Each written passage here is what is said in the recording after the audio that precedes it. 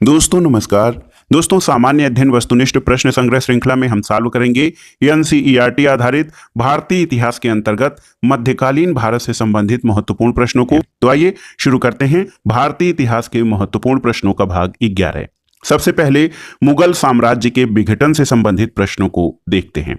देखिए दोस्तों, ये जो प्रैक्टिस सेट है इसका पहला प्रश्न है कि मुगल साम्राज्य के पतन के संदर्भ में निम्नलिखित सही कथनों पर विचार कीजिए। पहला है कि औरंगजेब पर नादिर शाह द्वारा किया गया आक्रमण। दूसरा है औरंगजेब के दक्षिण अभियान की लालसा जिस कारण वह उत्तर भारत पर ध्यान नहीं दे सका। और तीसरा है औरंगजेब ने नौरोज उत्सव को समाप्त कर दिया। तो सही उत्तर है इसमें सही कथन है 2 और 3। देखिए दोस्तों, नादिर शाह ने मोहम्मद शाह के शासनकाल में उत्तर भारत पर आक्रमण किया था और मुगल साम्राज्य में लूटपाट की थी, न कि औरंगजेब के शासनकाल में। तो ये जो पहला कथन है आपका सही नहीं होगा। जबकि औरंगजेब के दक्षिण अभियान से जनधन को अपार क्षति पहुंची थी जिस कारण वह उत्तर भारत की ओर ध्यान नहीं दे सका, जो कि मुगल साम्राज्य के पतन का कारण बना था। और अकबर द्वारा प्रारंभ किए गए नौरोज उत्सव को औरंगजेब ने समाप्त कर दिया और साथ ही उसने झरोखा दर्शन को भी बंद किया था। अगला प्रश्न है दोस्तों, मुगल सम्राट जहांदार शाह के शासन का समय से पूर्व अंत कैसे हुआ था? तो उत्तर है वह एक युद्ध में वे अपने भतीजे द्वारा पराजित हुए थे। देखिए दोस्तों, लंपट मूर्ख के नाम से जहांदार शाह को जाना जाता है और जहांदार शाह ने असद खां के पुत्र जुल्फिकार खां द्वारा प्रदत्त समर्थन के कारण गद्दी प्राप्त की थी।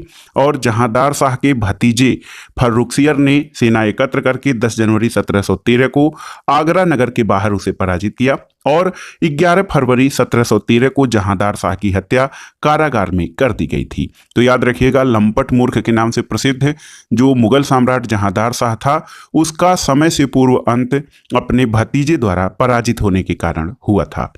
अगला प्रश्न है, औरंगजेब द्वारा 1660 में किसको शिवाजी की बढ़ती हुई शक्ति का दमन करने के लिए नियुक्त किया गया था? तो ये था शाइस्ता खां। देखिए दोस्तों, बहुत ही महत्वपूर्ण है। शाइस्ता खां जो है ऑप्शन सी आपका सही उत्तर हो जाएगा। औरंगजेब ने शाइस्ता खां को 1660 में दक्षिण का सूबेदार नियुक्त किया और इसका प्रमुख उद्देश्य था दक्षिण में बढ़ रहे शिवाजी के प्रभाव को कम करना। और शाइस्ता खां से मुक्ति पाने के लिए शिवाजी ने 15 अप्रैल 1663 को रात्रि के समय उसके शिविर पर आक्रमण कर दिया, जिसमें शाइस्ता खां जान बचाकर भाग गया। अगला प्रश्न है दोस्तों, मयूर सिंहासन या तख्ते ताउस पर आसीन होने वाला अंतिम मुगल सम्राट कौन था? आपको बताना है। ऑप्शन है शाह आलम प्रथम, मोहम्मद शाह, बहादुर शाह या जहांदार शाह। तो सही उत्तर ऑप्शन बी मोहम्मद शाह। दोस्तों, मोहम्मद शाह के शासनकाल में 1739 ईस्वी में करनाल के निकट खान ए दौरा के नेतृत्व में मुगल तथा नादिर शाह की सेनाओं के मध्य युद्ध हुआ, जिसमें मुगल सेना की पराजय हुई थी और खान ए दौरा युद्ध में मारा गया। इस पराजय के बाद कोहिनूर हीरे से जड़ित शाहजहां निर्मित प्रसिद्ध मुगल राज सिंहासन तख्ते ताउस या जिसको मयूर सिंहासन कहा जाता है उसको भी नादिर शाह अपने साथ ले गया और इस प्रकार मयूर सिंहासन पर बैठने वाला अंतिम मुगल शासक मोहम्मद शाह था। अगला प्रश्न है दोस्तों, किसके शासनकाल को हिजड़ों और महिलाओं के एक वर्ग का प्रभुत्व था? तो आपको बताना है मुगल काल में किसका शासनकाल हिजड़ों और महिलाओं के प्रभुत्व में जो है चला था। ऑप्शन है मोहम्मद शाह, अहमद शाह, शाह आलम या आलमगीर। तो सही उत्तर है मोहम्मद शाह। दोस्तों, मोहम्मद शाह जिसका शासनकाल 1719 से 1748 तक रहा, उसके शासन के प्रति उदासीनता और मदिरा और सुंदर युवतियों के प्रति अत्यधिक रुझान के कारण इसको रंगीला बादशाह कहा जाता था। और मोहम्मद शाह अपनी प्रेमिका और पत्नी रहमत उन निसा कोकी जीव और हाफिज खिदमतगार खां नाम के एक हिजड़े और दरबार में कुछ प्रमुख अमीरों के षड्यंत्र में फंस गया। दरबार में इन सबका प्रभुत्व स्थापित हो गया था। मोहम्मद शाह एक अयोग्य शासक था और फारस के शासक नादिर शाह ने 1739 में मोहम्मद शाह के समय में ही दिल्ली पर आक्रमण किया था। अब दोस्तों, मुगल साम्राज्य के विघटन के बाद आइए देखते हैं मराठों के उदय से संबंधित महत्वपूर्ण जो है प्रश्नों को। पहला प्रश्न है कि शिवाजी ने किस वर्ष छत्रपति की उपाधि धारण की थी? आपको बताना है। ऑप्शन है 1608, 1646, 1674 या 1710। तो सही उत्तर है ऑप्शन सी 1674 में। दोस्तों, शिवाजी ने 1674 ईस्वी में अपना राज्याभिषेक रायगढ़ के किले में किया और राज्याभिषेक की प्रक्रिया जो है ये काशी के पंडित गंगा भट्ट द्वारा की गई। इस अवसर पर शिवाजी ने छत्रपति, हिंदू धर्मोद्धारक, गौ ब्राह्मण प्रतिपालक की उपाधि धारण की और स्वयं को सूर्यवंशी छत्री घोषित किया। अगला प्रश्न है कि शिवाजी की राजधानी कहां पर थी, आपको बताना है। तो उत्तर है शिवाजी की राजधानी रायगढ़ में थी। अप्रैल 1656 में शिवाजी ने रायगढ़ को अपनी राजधानी बनाया और 1656 ईस्वी तक शिवाजी ने चाकन, पुरंदर, बारामती, सुपा, तिकोना और लोहगढ़ आदि विभिन्न किलों पर अधिकार कर लिया था। 16 जून 1674 को शिवाजी ने रायगढ़ में काशी के विद्वान श्री विश्वेश्वर गंगा भट्ट द्वारा अपना राज्याभिषेक करवाया था। अगला प्रश्न है शिवाजी के गुरु का नाम क्या था। तो आप जानते हैं समर्थ गुरु रामदास। शिवाजी के गुरु थे समर्थ गुरु रामदास और इनकी रचना दासबोध में समन्वयवादी सिद्धांत की व्याख्या की गई है। दोस्तों, आध्यात्मिक क्षेत्र में शिवाजी के आचरण पर गुरु रामदास का अत्यधिक प्रभाव था, जो धरकरी संप्रदाय के थे। राष्ट्र प्रेम की भावना और देवता, गौ ब्राह्मण तथा धर्म की रक्षा करने की प्रेरणा शिवाजी को गुरु रामदास से ही मिली थी। अगला प्रश्न है दोस्तों, वह कौन सा सेना नायक था जिसने बीजापुर के सुल्तान ने 1659 ईस्वी में शिवाजी पर अंकुश लगाने के लिए भेजा था। ऑप्शन है इनायत खां, अफजल खां, शाइस्ता खां या सैयद बांदा। तो सही उत्तर है ऑप्शन बी, अफजल खां। दोस्तों, शिवाजी की शक्ति को दबाने के लिए बीजापुर के सुल्तान ने अपने योग्य सेनापति अफजल खां को सितंबर 1659 में शिवाजी को पराजित करने के लिए भेजा। अफजल खां ने 2 नवंबर 1659 को प्रतापगढ़ के दक्षिण में स्थित वारा नामक स्थान पर शिवाजी के ऊपर आक्रमण किया, लेकिन शिवाजी ने चतुराई पूर्वक अपने बघनक तथा कटार से उसका वध कर दिया था। तो याद रखिएगा, शिवाजी की शक्ति को दबाने के लिए बीजापुर के सुल्तान ने अफजल खां को भेजा था। अगला प्रश्न है दोस्तों, सरंजामी प्रथा ये किससे संबंधित है, आपको बताना है। तो उत्तर है ऑप्शन ए, सरंजामी प्रथा मराठा भू राजस्व प्रणाली से संबंधित है। मराठा काल में शिवाजी ने अपने सैनिकों को जागीर यानी मोकासा के रूप में सरंजाम भी प्रदान किया और सरंजाम भू राजस्व प्रथा थी, जो कि पूर्ण रूप से सैनिक सेवाओं के बदले जात तथा फौज 2 रूप में दी जाती थी। सरंजाम मूल रूप से सिविल और सैन्य सेवा के लिए भूमि अनुदान का ही नाम था और पेशवाओं के शासन में सरंजाम प्रणाली ने आनुवांशिक रूप ग्रहण कर लिया था। तो याद रखिएगा, सरंजामी प्रथा मराठा भू राजस्व प्रणाली से संबंधित थी। अगला प्रश्न है दोस्तों, कौन इतिहासकार पानीपत के द्वितीय युद्ध के प्रत्यक्षदर्शी थे। ऑप्शन है खफी खान, काशीराज पंडित, दत्ताजी पिंगले और हरचरण दास। तो सही उत्तर है ऑप्शन बी, काशीराज पंडित। दोस्तों, काशीराज पंडित पानीपत के तृतीय युद्ध के प्रत्यक्षदर्शी थे। पानीपत का तृतीय युद्ध 14 जनवरी 1761 में हुआ था और इस युद्ध में मराठा सेना का नेतृत्व सदाशिवराव भाऊ और अफगान सेना का नेतृत्व अहमद शाह अब्दाली ने किया था और इसमें मराठा सेना की पराजय हुई थी। अगला प्रश्न है दोस्तों, 1700 में राजा राम की मृत्यु के बाद मराठों ने मुगलों के विरुद्ध युद्ध किसके नेतृत्व में जारी रखा था, आपको बताना है।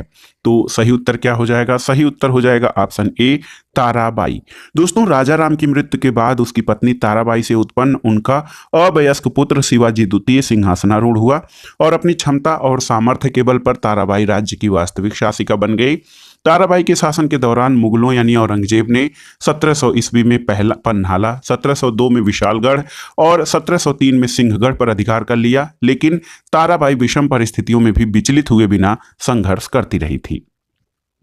अगला प्रश्न है दोस्तों, किस संधि के अंतर्गत शिवाजी ने किले मुगलों को सौंप दिए थे। तो ये संधि थी दोस्तों पुरंदर की संधि, बहुत ही महत्वपूर्ण है इतिहास में पुरंदर की संधि।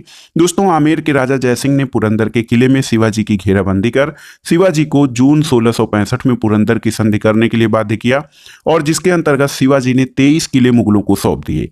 शिवाजी के पुत्र संभाजी को मुगल सेवा में भेज दिया गया और शिवाजी ने मुगल आधिपत्य स्वीकार कर लिया, परंतु दरबार में स्वयं उपस्थित न होने की शर्त रखी थी। अगला प्रश्न है दोस्तों, चौथ क्या था, आपको बताना है।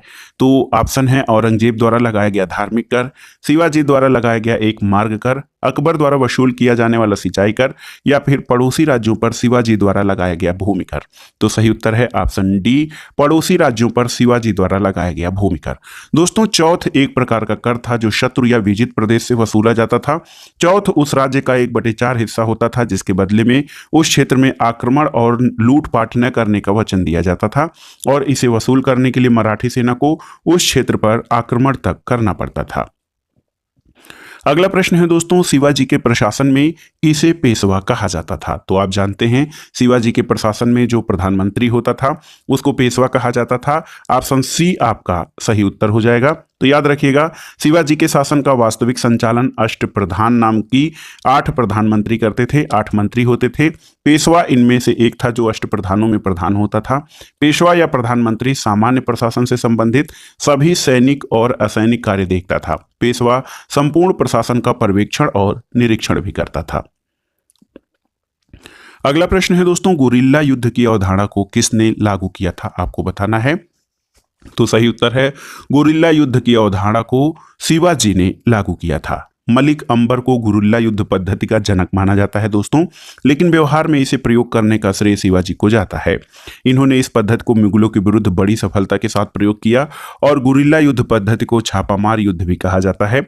मराठों ने इस युद्ध नीति से मुगल सेना को 1706 ईस्वी में पराजित किया, जिसके कारण औरंगजेब को अपनी सेना को अहमदनगर से वापस बुलाना पड़ा था। अगला प्रश्न है, सबसे सशक्त पेशवा कौन था, आपको बताना है। तो सही उत्तर है बाजीराव प्रथम। ऑप्शन बी आपका सही उत्तर है दोस्तों। बाजीराव प्रथम सबसे सशक्त पेशवा थे। उन्हें लड़ाकू पेशवा भी कहा जाता है। उन्हें 72 युद्ध के विजेता के रूप में मान्यता प्राप्त है और एक मुस्लिम महिला मस्तानी से संबंध होने के कारण उन्हें बाजीराव मस्तानी भी कहा जाता है। बाजीराव प्रथम ने हिंदू पादशाही का आदर्श रखा था और उन्हें मराठा साम्राज्य का द्वितीय संस्थापक भी कहा जाता है। अगला प्रश्न है दोस्तों, छत्रपति संभाजी जिनका कार्यकाल 1680 से 1689 रहा, ये किस वंश का शासक था? तो सही उत्तर है ऑप्शन ए मराठा वंश। दोस्तों, शिवाजी के पुत्र संभाजी मराठा वंश से संबंधित थे और शिवाजी की मृत्यु के बाद इनके पुत्र संभाजी गद्दी पर बैठे। इन्होंने उत्तर भारतीय ब्राह्मण कवि कलश को प्रशासन का सर्वोच्च अधिकारी नियुक्त किया और औरंगजेब ने 1689 में संभाजी और उनके सहयोगी कवि कलश की हत्या करा दी थी। अगला प्रश्न है दोस्तों, मराठों के उत्कर्ष का निम्न में से कौन सा कारण सही है, आपको बताना है। ऑप्शन है भौगोलिक सुरक्षा, उच्च नेतृत्व, राजनीतिक जागृति या उपयुक्त सभी। तो सही उत्तर है ऑप्शन डी। दोस्तों, मराठा लोग प्रारंभ में दक्षिण राज्यों के अधीन सरदार थे। मुगल और दक्षिण राज्यों की राजनीतिक दुर्बलता देखकर मराठों ने सैनिक शक्ति बढ़ाकर दक्षिण राज्यों पर विद्रोह कर अपना स्वतंत्र अस्तित्व स्थापित किया। पूना और कोंकण के आसपास का क्षेत्र पहाड़ी प्रदेश है जो उन्हें भौगोलिक सुरक्षा प्रदान करता था और इसी क्षेत्र में मराठा लोग शक्तिशाली थे। मराठा लोग छापामार या गुरिल्ला युद्ध प्रणाली में कुशल थे। शिवाजी सबसे अधिक शक्तिशाली मराठा सरदार थे जिनके नेतृत्व में मराठों ने अत्यधिक उन्नति की थी। मराठों के उत्कर्ष के बाद आइए जानते हैं जो महत्वपूर्ण अध्याय है सिखों के उदय से संबंधित महत्वपूर्ण प्रश्नों को। दोस्तों, सिखों के उदय से संबंधित जो महत्वपूर्ण प्रश्न हम सॉल्व करेंगे, इस सीरीज का पहला प्रश्न है कि कौन सा युग्म सही सुमेलित है, आपको बताना है। देखिए, गुरु अमरदास मीरी और पीरी ये सही सुमेलित नहीं है। गुरु अर्जुन देव आदि ग्रंथ ये आपका सही सुमेलित है। गुरु रामदास दल खालसा सही सुमेलित नहीं है। गुरु गोविंद सिंह मंजी ये भी सही सुमेलित नहीं है। तो आपसे पूछा गया था कि कौन सा सही सुमेलित है, ऑप्शन बी आपका सही सुमेलित हो जाएगा। दोस्तों, सिखों के 5वें गुरु गुरु अर्जुन देव ने 1604 ईस्वी में सिखों के पवित्र ग्रंथ आदि ग्रंथ यानी गुरबानी का संकलन किया और अर्जुन देव ने ही अमृतसर का हरमंदिर यानी स्वर्ण मंदिर बनवाया था। राजकुमार खुसरो की सहायता करने के कारण जहांगीर ने इन्हें फांसी दे दी थी। दोस्तों, गुरु अमरदास ने धार्मिक साम्राज्य को 12 मंजियों अथवा भागों में विभाजित किया था। प्रत्येक मंजी एक सिख के अधिकार में रखी गई थी और दल खालसा की स्थापना कर्पूर सिंह ने की थी और मीरी और पीरी परंपरा गुरु हरगोविंद ने शुरू की थी। तो देखिए, गुरु अमरदास दोस्तों इन्होंने हरमंदिर साहब या स्वर्ण मंदिर का निर्माण करवाया था। और देखिए, बहुत ही महत्वपूर्ण है, गुरु रामदास ने दोस्तों गुरु रामदास जो थे ये अर्जुन देव ने अमृतसर का हरमंदिर बनवाया था और गुरु अर्जुन देव ने सिखों के पवित्र ग्रंथ आदि ग्रंथ यानी गुरबानी का संकलन किया था। अब आइए देखते हैं दोस्तों, बहुत ही महत्वपूर्ण प्रश्न, गुरु नानक का जन्म स्थान कौन सा है? तो ये तलवंडी। ऑप्शन डी आपका सही उत्तर हो जाएगा। गुरु नानक का जन्म 1469 में तलवंडी में हुआ था और ये सिख धर्म के संस्थापक थे और प्रथम गुरु थे। ये बाबर और हुमायूं के समकालीन थे। इनका जन्म 1469 में रावी नदी के तट पर स्थित तलवंडी पाकिस्तान के गांव में कार्तिक पूर्णिमा को खत्री कुल के परिवार में हुआ था। तलवंडी के नाम आगे चलकर गुरु नानक के नाम पर ननकाना साहिब पड़ा है। अगला प्रश्न है दोस्तों, निम्नलिखित में से किस स्थान पर एक प्रसिद्ध सिख गुरुद्वारा अवस्थित है? ऑप्शन है देखिए, रूपकुंड, हेमकुंड, ताराकुंड या ब्रह्मकुंड। तो सही उत्तर है हेमकुंड, ऑप्शन बी। दोस्तों, हेमकुंड साहिब उत्तराखंड के चमोली जिले में स्थित सिखों का प्रसिद्ध गुरुद्वारा है, जो प्रसिद्ध तीर्थस्थल है। ये हिमालय श्रेणी में 7 पर्वतों के मध्य एक बर्फीली झील के किनारे स्थित है। हेमकुंड साहिब का उल्लेख सिखों के 10वें गुरु गोविंद सिंह द्वारा रचित गुरु ग्रंथ साहिब में मिलता है। अगला प्रश्न है दोस्तों, पटना में किस सिख गुरु का जन्म हुआ था? तो आप जानते हैं, गुरु गोविंद सिंह। दोस्तों, गुरु गोविंद सिंह का जन्म पटना में हुआ था 22 दिसंबर 1966 को। इनकी मृत्यु 7 अक्टूबर 1708 को हुई थी। और दोस्तों, यहाँ पर उनके समाधि स्थल पर नांदेड़ गुरुद्वारा स्थित है। इनकी उपाधि सच्चा बादशाह, उच्च का पीर या सर्वांश दानी की थी। और गुरु गोविंद सिंह दोस्तों, इनका जन्म स्थान दोस्तों ये पटना था। अगला प्रश्न है, गुरु नानक देव का उत्तराधिकारी कौन था? आपको बताना है। तो सही उत्तर है गुरु अंगद। देखिए, गुरु नानक देव सिखों के प्रथम गुरु थे और इनके उत्तराधिकारी के रूप में गुरु अंगद देव सिखों के दूसरे धर्मगुरु बने। गुरु अंगद का मूल नाम लहना था। इन्होंने गुरुमुखी लिपि की रचना की थी। गुरु साहब ने उन्हें एक नया नाम अंगद दिया और उन्होंने गुरु साहब की सेवा में 6 से 7 वर्ष करतारपुर साहिब में व्यतीत किए थे। अगला प्रश्न है दोस्तों, सिखों के संदर्भ में निम्नलिखित कथनों पर विचार कीजिए। कथन एक है कि सिख आंदोलन गुरु नानक की शिक्षा और गुरु परंपरा से घनिष्ठ रूप से संबंधित था। गुरु अर्जुन देव ने आदि ग्रंथ का संकलन पूरा किया और अर्जुन देव ने ऐश्वर्यपूर्ण जीवन त्यागने पर जोर दिया। तो यहां पर केवल 1 और 2 आपका सही है। देखिए, ऑप्शन ए आपका सही उत्तर हो जाएगा। दोस्तों, अगर जो देखा जाए तो सिख आंदोलन मूल रूप से गुरु नानक की शिक्षाओं पर आधारित था। इसका विकास गुरु परंपरा से घनिष्ठ रूप से संबंधित था। 5वें गुरु अर्जुन देव ने सिखों के धर्म ग्रंथ आदि ग्रंथ का संकलन पूरा किया था और अर्जुन देव ने कहा था कि गुरु में आध्यात्मिक और भौतिक दोनों प्रकार का नेतृत्व समाहित है। इस विचार पर जोर देते हुए ऐश्वर्यपूर्ण जीवन शैली अपनाने की बात कही थी। अगला प्रश्न है दोस्तों, मुगल सिख संघर्ष के संदर्भ में निम्नलिखित कथनों पर विचार कीजिए। कथन एक है कि जहांगीर के समय में सिख मुगल संघर्ष आरंभ हुआ था। दूसरा है कि खुसरो की मदद के आरोप में जहांगीर ने अर्जुन देव और हरगोविंद को कैद में रखा था और इनका संघर्ष धार्मिक न होकर व्यक्तिगत और राजनीतिक था। तो इसमें दोस्तों तीनों ही कथन आपके सही हैं। ऑप्शन डी आपका सही उत्तर हो जाएगा। दोस्तों, अकबर जो है सिख गुरुओं से अधिक प्रभावित था। वह उनसे मिलने अमृतसर जाया करता था, लेकिन जहांगीर के समय दोनों के बीच संघर्ष आरंभ हो गया। जहांगीर ने आरोप लगाया कि गुरु अर्जुन देव ने खुसरो की मदद पैसे और प्रार्थना से की। अतः उसने गुरु अर्जुन देव और उनके उत्तराधिकारी गुरु हरगोविंद सिंह को कुछ समय के लिए कैद रखा था। सिख और मुगल शासकों के मध्य जो संघर्ष था उसका कारण धार्मिक न होकर व्यक्तिगत और राजनीतिक था। अगला प्रश्न है दोस्तों, गुरु गोविंद सिंह की महानता किस में निहित है? आपको बताना है। तो सही उत्तर है गुरु गोविंद सिंह ने सिखों को सैनिक व्यवस्था का गठन किया था और उन्हें एक लड़ाकू जाति के रूप में प्रतिस्थापित किया। गुरु गोविंद सिंह का जन्म 1775 में और मृत्यु 1708 में हुई थी। ये सिखों के 10वें और अंतिम गुरु थे। इन्होंने सैनिक संप्रदाय के अंतर्गत पाहुल प्रणाली को आरंभ किया और इस प्रणाली में दीक्षित होने वाला व्यक्ति खालसा कहा गया। यही परिवर्तित होकर खालसा पंथ जो कि 1699 में स्थापित हुआ और उनके पंथ में दीक्षित होने वाले व्यक्ति को पंच ककार, जिसमें केस, कंघा, कृपाण, कच्छा और कड़ा ग्रहण करना पड़ता था। अगला प्रश्न है दोस्तों, सिख गुरु जिन्होंने जफरनामा को फारसी में लिखा था। ऑप्शन है गुरु हर राय, गुरु हरकिशन, गुरु गोविंद सिंह या गुरु तेग बहादुर। तो सही उत्तर है ऑप्शन सी, गुरु गोविंद सिंह। दोस्तों, जफरनामा यानी विजय पत्र गुरु गोविंद सिंह द्वारा मुगल शासक औरंगजेब को 1705 ईस्वी में लिखा गया था। जफरनामा 10वीं ग्रंथ गुरु गोविंद सिंह के विचारों का संग्रह का एक भाग है और इसकी भाषा फारसी थी। जफरनामा में गोविंद सिंह ने औरंगजेब की धार्मिक नीति की निंदा की थी। अगला प्रश्न है दोस्तों, निम्नलिखित में से सिखों के अंतिम गुरु कौन थे? तो आप जानते हैं सिखों के 10वें और अंतिम गुरु गुरु गोविंद सिंह थे। ऑप्शन सी आपका सही उत्तर है। दोस्तों, इन्होंने गुरु ग्रंथ साहब को पूरा किया और उसे गुरु के रूप में सुशोभित किया। विचित्र नाटक को उनकी आत्मकथा माना जाता है और यही उनके जीवन के विषय की जानकारी का सबसे महत्वपूर्ण स्रोत है। गुरु गोविंद सिंह ने 23 अप्रैल 1699 को बैसाखी के दिन खालसा पंथ की स्थापना आनंदपुर साहिब में किया था। अगला प्रश्न है दोस्तों, अकाल तख्त किसके द्वारा बनाया गया था? तो याद रखिएगा, अकाल तख्त गुरु गोविंद सिंह के द्वारा बनाया गया था। 1609 ईस्वी में 5 तख्तों में सबसे पहला तख्त है।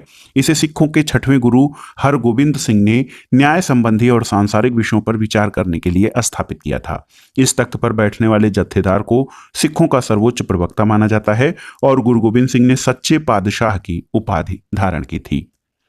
अगला प्रश्न बहुत ही महत्वपूर्ण है, किस सिख गुरु ने अमृतसर शहर की स्थापना की थी? तो सही उत्तर है अमृतसर शहर की स्थापना दोस्तों गुरु रामदास ने की थी और ये सिखों के चौथे गुरु थे। गुरु रामदास ने 1577 में अकबर द्वारा दी गई 500 बीघा भूमि पर रामदासपुर या चकगुरु नाम से नगर की स्थापना की और कालांतर में यह अमृतसर शहर बना। अमृतसर में ही सिखों का सबसे बड़ा गुरुद्वारा स्वर्ण मंदिर स्थित है।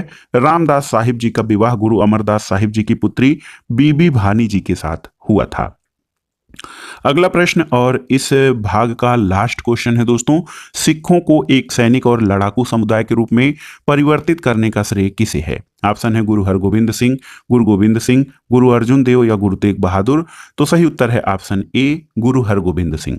दोस्तों सिखों को सैनिक और लड़ाकू समुदाय में परिवर्तित करने का श्रेय गुरु हरगोबिंद सिंह को जाता है।